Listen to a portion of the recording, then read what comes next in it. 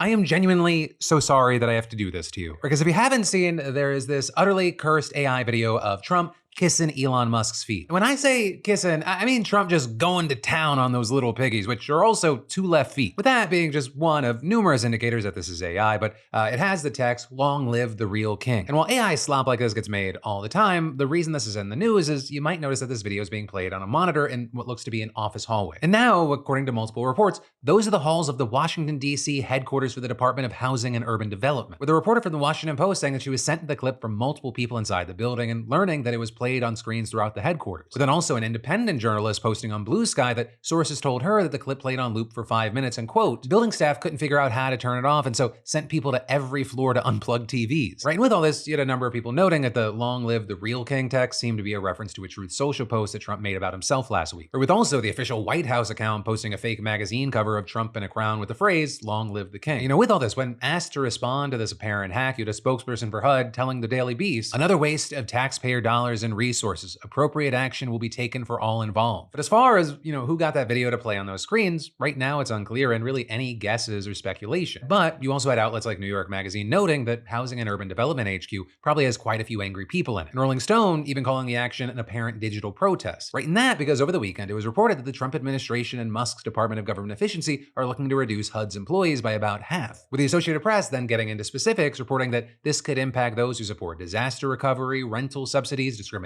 investigations, and more. That could make for someone, somewhere in this world to be mad at Trump and Musk. But that's also not the only thing Elon's done to piss off government workers, and now Tulsi Gabbard, Kash Patel, and numerous other Trump-appointed agency leaders are telling their employees to ignore him. Right? And specifically, what we're talking about here is an absolutely wild directive that Musk made on Saturday with him posting on X. Consistent with President Trump's instructions, all federal employees will shortly receive an email requesting to understand what they got done last week. With him adding, failure to respond will be taken as a resignation. With that seeming to be in response to a post that Trump made on Truth Social earlier that day where he wrote, "Elon is doing a great job, but I would like to see him get more aggressive." And adding, "Remember, we have a country to save, but ultimately to make greater than ever before. MAGA." And true to his word, federal workers started getting emails directing them to do just that. And according to copies of the email that were obtained by media outlets and screenshots that have been circulating online, the message was sent from the HR arm of the Office of Personnel Management with the heading, "What did you do last week?" And like Musk said, it directed employees to reply with approximately 5 bullets of what you accomplished last week and CC your manager. With the message also instructing workers to not send any classified information, links, or attachments, and giving them a deadline of Monday at 11:59 p.m. Eastern Standard Time to respond. Though very notably here, a key thing really, the email didn't make any mention of Musk's threat that failure to reply would be taken as resignation. So unsurprisingly, this curt email and Musk's separate threat, it sent the federal workforce spiraling into absolute chaos as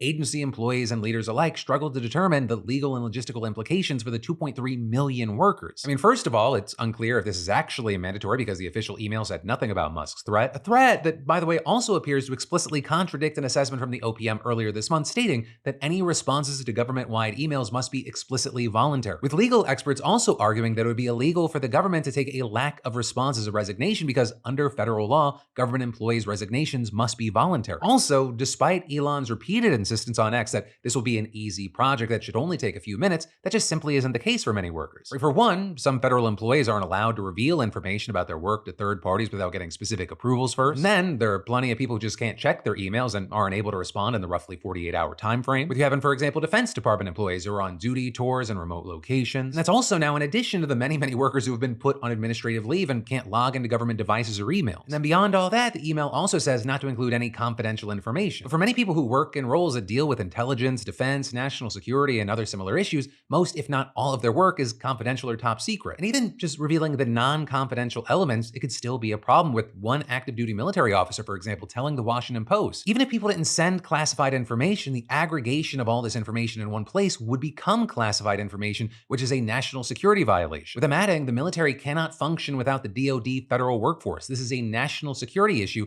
to treat the workforce this way. And so now, as a result, we've seen many agencies and divisions issuing their own directives to employees explicitly telling them to not comply. Right? And like I mentioned at the top of this, that includes Tulsi Gabbard, the director of the Office of National Intelligence, with her writing a message reviewed by the New York Times where she ordered all intelligence community officers not to respond to the email, citing the inherently sensitive and classified nature of our work. With the Times then also reporting that similar instructions were given to employees of the Departments of Defense, State, Energy, Health and Human Services, and Homeland Security. And this is according to the New York Post, the directives not to respond to the email also extended to the Departments of Education and Commerce. But then also in all the confusion and chaos, numerous numerous federal employees across different agencies received contradictory messages. With, for example, on Saturday, the Washington Post reporting that the Justice Department told all managers that their employees should be instructed to submit responses by the deadline. But then, the next day, Kash Patel, now the director of the FBI, which is part of the DOJ, wrote a letter to all agency employees telling them to pause any responses and explaining. The FBI, through the Office of the Director, is in charge of all our review processes and will conduct reviews in accordance with FBI procedures. And this is Health and Human Services employees were also allegedly given one instruction and then told later to pause and wait for guidance. And workers at agencies under DHS, including the Secret Service and the Cybersecurity and Infrastructure Security Agency, they were instructed to reply before the department sent a note telling everyone to do the exact opposite. I mean, some agencies didn't even think that the email was real at first, with leaders at the National Oceanic and Atmospheric Administration initially sending a message to some staff saying, it is possible that this new message sent outside of normal business hours was sent in error and/or is a phishing attempt, right? Instructing them to not respond until the message could be verified as authentic. And as if this could not get any more confusing, it's also been reported that the email made its way into the inboxes of people who weren't supposed to get it at all. Right? This email was just meant for the executive branch, but sources told the Washington Post that some judges and judiciary staff, they received it as well, despite the fact that they literally work in the judicial branch. And so unsurprisingly, Musk's post and the OPM email, they've generated a ton of backlash. Where you had unions that represent federal workers and Democrats slamming the move, echoing the widely held legal consensus that Musk's threat is illegal and urging more departments to tell their employees not to respond. With one of the most notable responses coming from Senator Tina Smith, who got into a heated back and forth with Musk after tweeting, "This is the ultimate dick boss move from Musk, except he isn't even the boss, he's just a dick." And adding, "I'm on the side of the workers, not the billionaire asshole bosses." But this also is very significantly here, we even saw some Republicans chiming in. With, for example, Senator Lisa Murkowski calling the request absurd and defending government employees, writing on X, "If Elon Musk truly wants to understand what federal workers accomplished over the past week, he should get to know each department and agency and learn about the jobs he's trying to cut." And beyond that, you also had at least one Republican lawmaker questioning the legality, with Representative Michael Lawler telling reporters, "I don't know how that's necessarily feasible. Obviously, a lot of federal employees are under union contract." Right, and to that point, just this morning, we saw unions representing federal employees bringing a lawsuit against Musk's resignation threat, with them arguing that it violated procedural requirements under the Administrative Procedure Act. But still, throughout all of this, Musk has continued to double down, continually making posts reaffirming his support for the initial threat. And as far as how Donald Trump has responded to all this, he initially indicated his support with a SpongeBob meme making fun of the outrage, which I know it's 2025, but what a fucking cursed sentence. But you also had Trump taking a firmer non-meme stance during a press conference with French President Emmanuel Macron this afternoon. I thought it was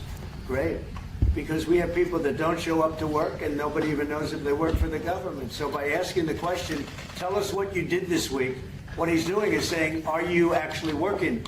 And then if you don't answer, like you're sort of semi-fired or you're fired, because a lot of people are not answering because they don't even exist. So I think it was actually, there was a lot of genius in sending it. We're trying to find out if people are working. And so we're sending a letter to people, "Please tell us what you did last week." If people don't respond, it's very possible that there is no such person or they're not working. But there, you had a reporter following up by noting that some agencies instructed their employees not to respond despite Musk's threat and asking Trump whether he has concerns about the disconnect there. With then Trump responding by falsely claiming that only agencies concerned with confidential matters of security had taken those steps, and added, "And they don't mean that in any way combatively with Elon. They're just saying there are some people that you don't want to really have them tell you what they're working on last week." But other than that, I think everyone thought it was a pretty ingenious idea. And so yeah, that is ultimately where we are for now, but we're also gonna have to wait to see how this plays out with the lawsuit, and also whether actions will actually be taken against people who don't respond. And of course, like with all the news we cover, in the meantime, I'd love to know your thoughts in those comments down below. Hey, thanks for watching, and I hope you enjoyed this clip from the full Philip DeFranco show. And also, a big thanks to Squarespace for sponsoring our Clips channel. Turn your passion into profit over at squarespace.com/Phil, or use the QR code. Because whether you're launching a business or a lucrative side hustle, your website is your digital business card. It's the only space where you control the story, no algorithms or distractions. And with Squarespace, it's so easy because they got a ton of stunning professional templates with drag and drop editing that makes site design incredibly simple, no coding required. So get started for free at squarespace.com/Phil, or scan the QR code on screen and use code Phil for 10% off when ready to launch. Squarespace.com/Phil.